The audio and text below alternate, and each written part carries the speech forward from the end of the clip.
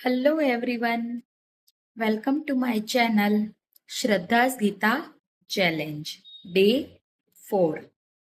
તો આજનો ચોથો શ્લોક છે અત્ર શૂરા મહેશ્વાસા ભીમાર્જુન સમાયુધિ યુયુદ્ધાનો વિરાટશ્ચ દ્રુપદશ્ચ મહારથ.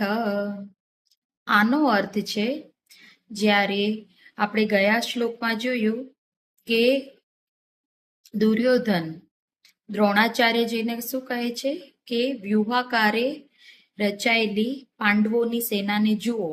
હવે આ શ્લોકમાં શું કહે છે, શું જુઓ કે આ સેનામાં મોટા ધનુષ્ય ધારણ કરનારા અર્જુન અને ભીમ જેવા શૂરવીરો છે. સાત્યકી અને દૃષ્ટદ્યુમ્ન જેવા મહારથો છે. આ શ્લોકનો અર્થ આટલો થાય છે કે દુર્યોધન બતાવે છે કે આમાં કોણ કોણ છે. હજી બીજા બે પાછળ જે શ્લોક આવશે ને એમાં પણ એનું વર્ણન જ કરશે કે આમાં આ સેનામાં કોણ કોણ છે. કારણ કે જ્યારે હું ચોથો શ્લોક વાંચી રહી હતી ત્યારે ચોથા, પાંચમા અને છઠ્ઠાનું અર્થ સાથે જ આપેલો છે અને ત્રણેય સંકલિત શ્લોકો છે. એટલે ચોથા શ્લોકનો અર્થ તો આટલો જ છે, બરાબર છે ને. હવે હું રોજે ગીતાજીના શ્લોકો તો બોલું જ છું, પરંતુ ગીતાજીની એક નાની એવી સમરી આપી દઉં કે ગીતાજી કેટલા અધ્યાય અને કેટલા શ્લોકોમાં વિભાજિત છે. શ્લોકો તો બધાને આઈડિયા આવી ગયો કે 700 શ્લોકો છે, કારણ કે મેં 700 ડેઝનું ચેલેન્જ લીધી છે, પર ડે પર શ્લોક.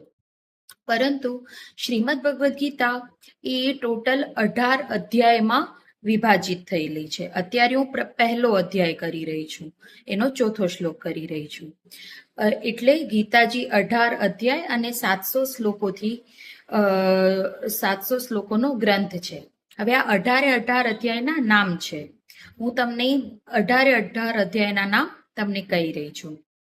પહેલો અધ્યાય છે એનું નામ છે અર્જુન વિષાદ યોગ. બીજો અધ્યાય છે એ છે સાંખ્ય યોગ. ત્રીજો અધ્યાય છે એ છે કર્મયોગ. ચોથો અધ્યાય છે એ જ્ઞાન કર્મ સંન્યાસ યોગ. પાંચમો છે એ છે કર્મ સંન્યાસ યોગ. છઠ્ઠો છે એ છે આત્મસંયમ યોગ. સાતમો છે એ છે જ્ઞાન વિજ્ઞાન યોગ. આઠમો અધ્યાય છે એ છે અક્ષર બ્રહ્મ યોગ. નવમો અધ્યાય છે એ છે રાજવિદ્યા રાજગુહ્ય યોગ. 10મો અધ્યાય છે એ છે વિભૂતિ યોગ. 11મો અધ્યાય છે એ છે વિશ્વરૂપ દર્શન યોગ. 12મો અધ્યાય છે એ છે ભક્તિ યોગ. 13મો અધ્યાય છે એ છે